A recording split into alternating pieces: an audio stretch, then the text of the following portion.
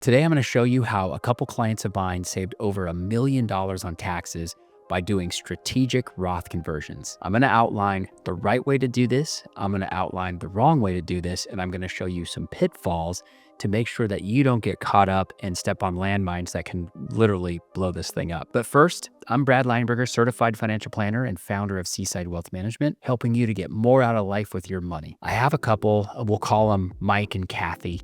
For confidentiality purposes.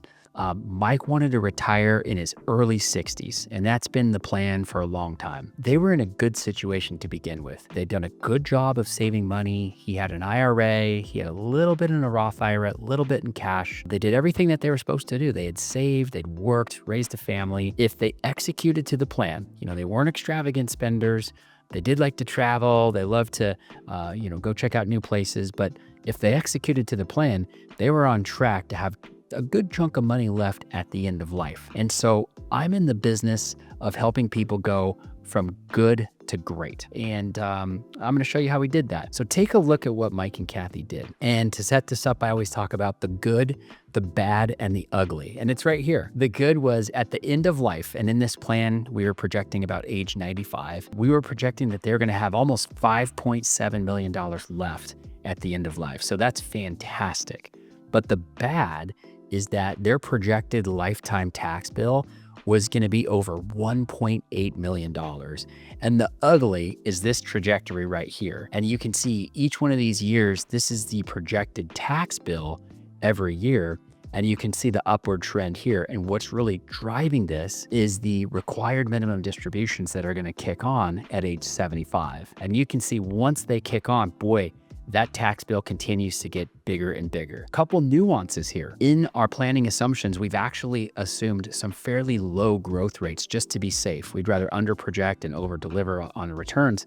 And we're only projecting 5.5% growth on the investments. And those required minimum distributions are really going to be a function of growth in the portfolio. So if the portfolio grows more than what we're projecting, these tax bills are going to get even larger. And I'll give you a sense for what we're projecting for taxes. I mean, shoot, this is 60,000 in taxes, 84,000 in taxes. This is just Fed, by the way. And here we go. They hit a six-figure federal tax bill at some point in their life. And I don't know about you, but the passage of one big beautiful bill made the tax code permanent. I don't believe that these low tax rates today are going to be permanent. I think taxes are going up in the future to pay for the debt and the deficit that this country's in. Interest rates are higher.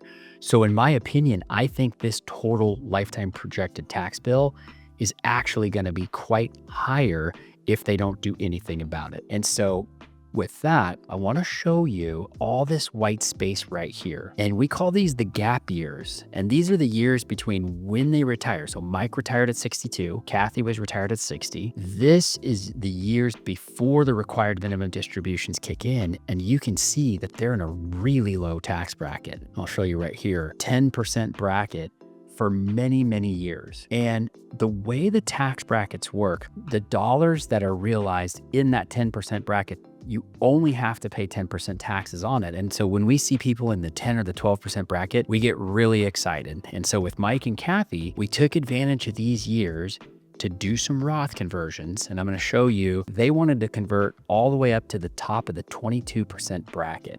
And you can see right here, the red, those are the extra taxes that they pay during those gap years. And then the gray, these are the required minimum distributions, literally almost disappearing here in their plan. And as a result of executing on this strategy, they were going to save over $1 million in taxes over their lifetime. And by the way, the cool thing about this, take a look at what happens to the portfolio. So they were able to pick up nearly $6 million in value on the portfolio simply because they had less money going out the door to pay the tax bill. We call that tax drag. So they had far less tax drag, which meant more of their dollars could compound. They were thrilled. They were going to save $1.2 million in taxes. From an estate planning perspective, I'll show you something really interesting on this. In the base plan, this is without doing conversions. I'm going to take you out in the ledger here, all the way to the end of life. Mike was projected to have just a little shy of $600,000 in the Roth IRA at the end of life.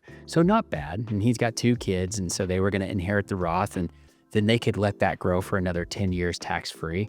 So, they get 7% growth over a decade. 600,000 turns into 1.2 million.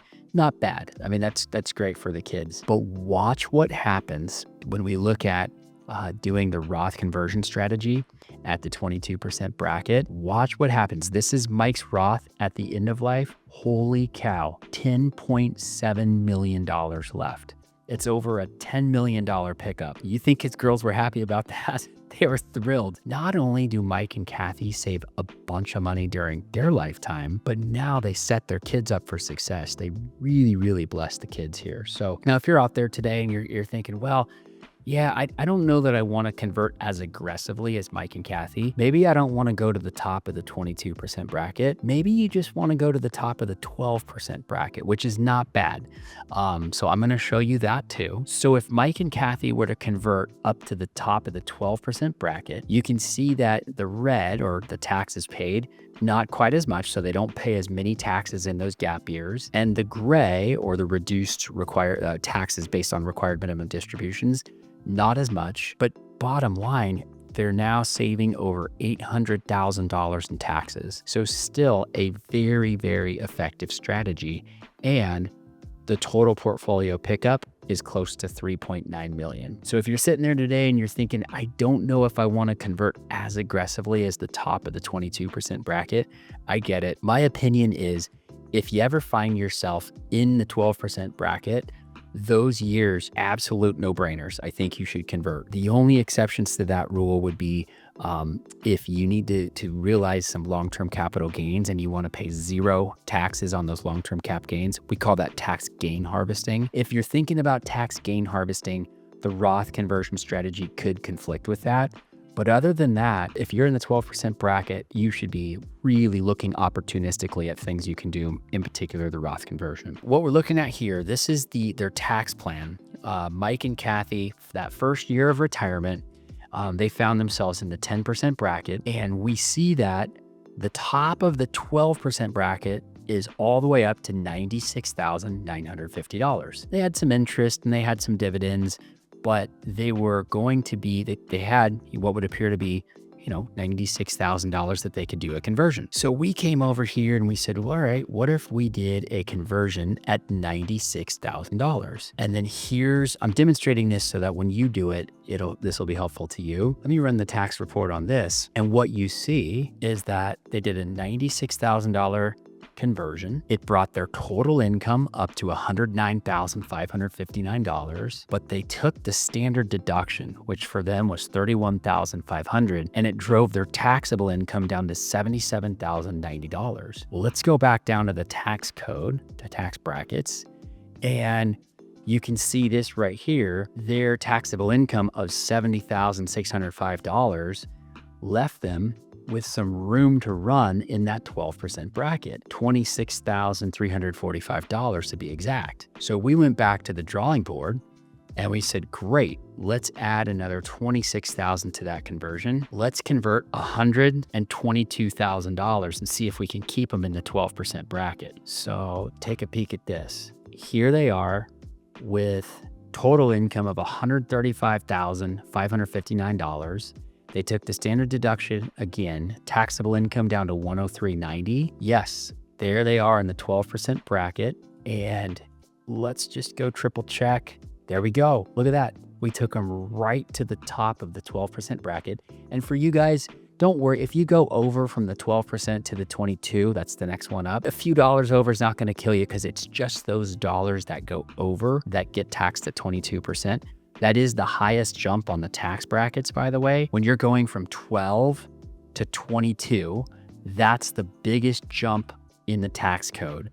The next highest jump is when you go from 24 to 32. That's the second highest increase on the tax code. So if you go a couple dollars over the 12, you spill over in the 22, it's okay. It's just those couple dollars. It doesn't go back to $0 that gets taxed at the 22% bracket. So don't sweat it too bad. I do want to point out, in that scenario, that first year of retirement where they had no income, their tax bill literally was going to be 0. What they ended up doing was converting $122,000, and it resulted in a $12,241 tax tax bill.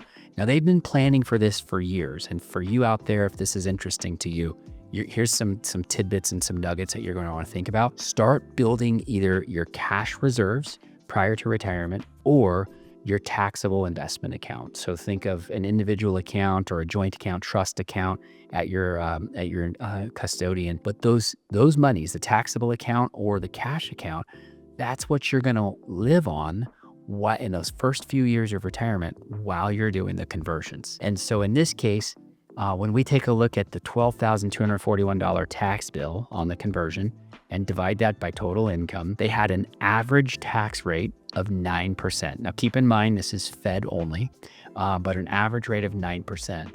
And so when we do this year after year after year, they're effectively prepaying their taxes at very, very low rates. And that's how this strategy works. That's the magic that works, is you're paying your taxes when they're on sale. And we really think we've got about 5 years here where the tax rates are very low. And after that, all bets are off. I mean, the taxes, we think they're going to go up, as I mentioned before. So if this describes you, or if you're thinking about this, take advantage of these tax years, because you may never see this again. Okay, if you have questions on this, or you want some help, or you want some guidance on this, please do not hesitate to get in touch with me. We have a team of advisors. We do this all day, every day for great people just like you. And if you want help with this, get in touch with us. And also, for another great video, take a look at this. I think you'll really enjoy it. YouTube thinks you will too. And we'll see you on the next one.